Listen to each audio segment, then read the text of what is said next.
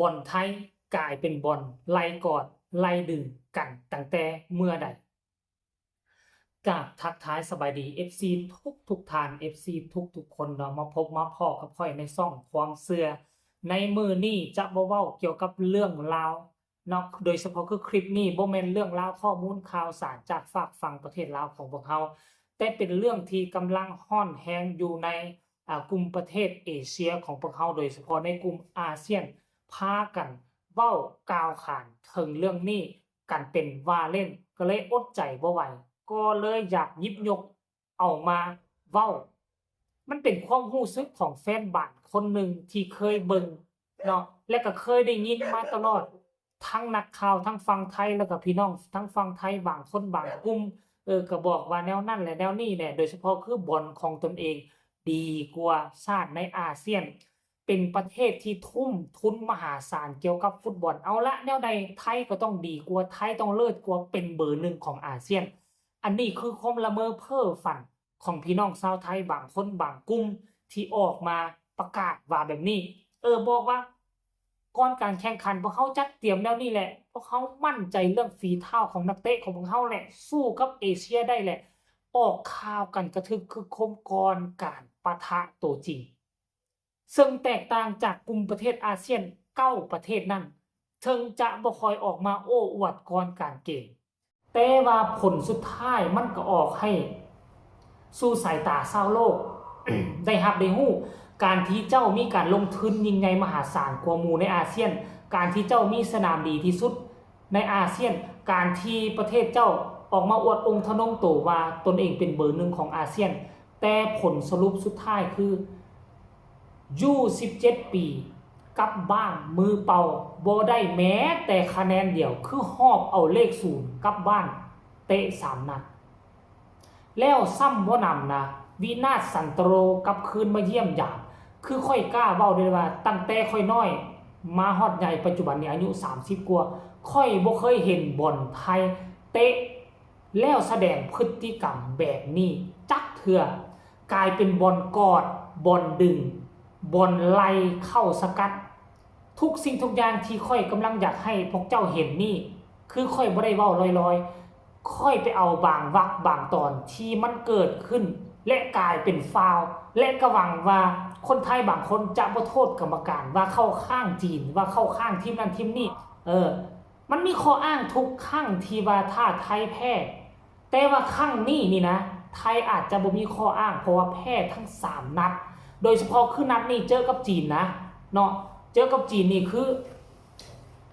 เว้าตามซื่อว่าในช่วง10นาทีแรกนี่นะไทยสามารถยั่งขึ้นได้แล้วก็บุกขึ้นมีโอกาสขึ้นไปจบได้หลายครั้งแต่ว่ามันบ่เป็นประตูเท่านั้นหลังจากวิ10นาทีแรกก็คือฝ่ายจีนเป็นฝ่ายซัดอย่างเดียวจีนเอาจริงมาคือไทยนี่แลนน้ำหลังต้อยๆบอลอยู่ในเท้าของตนเองนะก็ให้จีนมาชกจีนมาญาติไป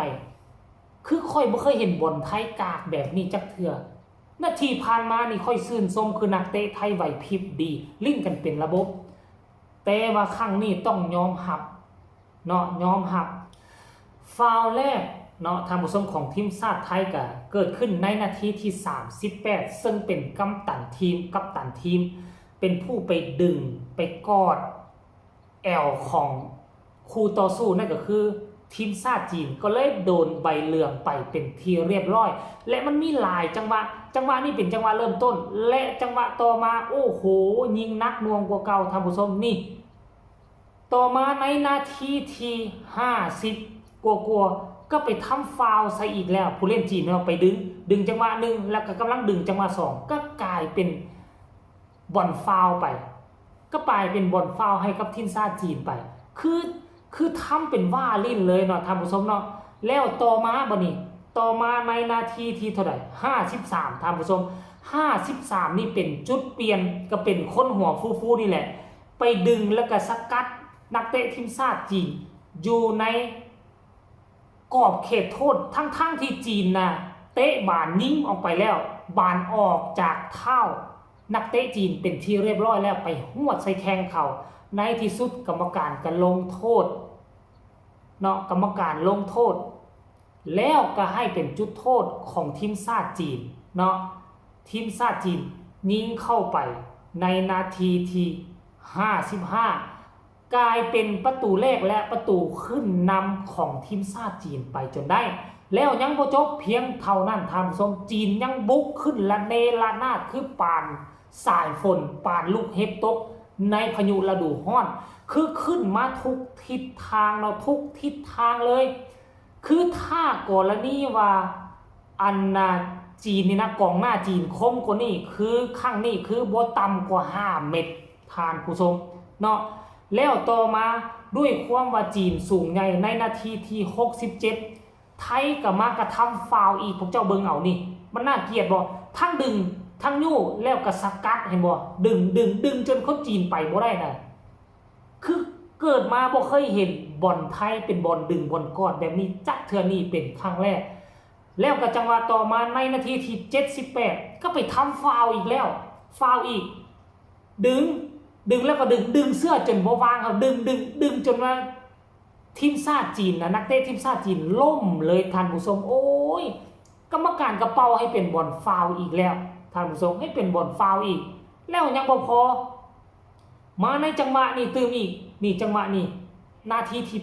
81จีนกระชากไปอันนี้ก็มากอดแอวดึงจนจีนล่มลงแล้วก็นักฟุตบอลไทยก็ล่มลงก็กลายเป็นบอลฟาวล์อีกแล้ว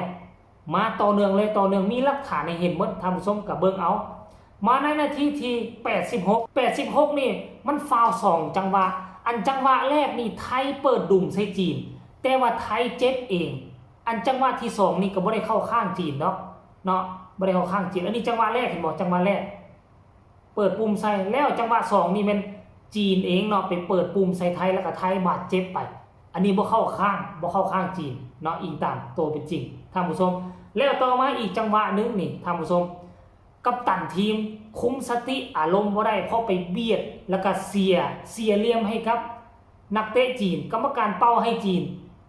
เนาะกลับกลายว่ากัปตันทีมของทีมชาติไทยคุมสติอารมณ์บ่ได้เอาบาลทุ่มลงสนามคือผิดหวังกับกรรมการหลายน่าจะเป็นแบบนี้นะท่านผู้ชมเนาะอันนี้คือวินาศสันตโรของจริงคือค่อยเฮ็ดออกมานี่คือบ่ได้ว่ามาซ้ำเติมทีมชาติไทยคือค่อยอยากสื่อความหมายว่าถ้าหากว่าเป็นทีมชาติเวียดนามหรือทีมชาติอินโดหรือทีมชาติของมาเลเซียเป็นผู้ไปดึงเป็นผู้ไปกอดเป็นผู้ไปนอนแบบนี้คือไทยจะพากันเว้ากาวขานไปเป็นปีๆแต่กับทีมชาติไทยเป็นฝ่ายดึงเป็นฝ่ายกอดเป็นผู้ทำฟาวล์ลักษณะน่าเกลียดแบบนี้คือทุกสำนักข่าวของไทยจะบ่ออกข่าวในลักษณะเชิงแบบนี้เป็นอันขาดคือยังบ่เห็นช่องข่าวใดมาถึงแล้วก็เว้าถึงเรื่องนี้เนาะเอาคลิปนี้ก็เอามาฝากฝังไว้สำนี้วินาศสันตโรของจริง3 นัดหอบเลข0กลับบ้านเนาะประชาชนไทยคงบ่พอใจเป็นแท้แน่นอนพบกันใหม่ในคลิปหน้าสำหรับคลิปนี้ขอกล่าวคำว่าสบายดี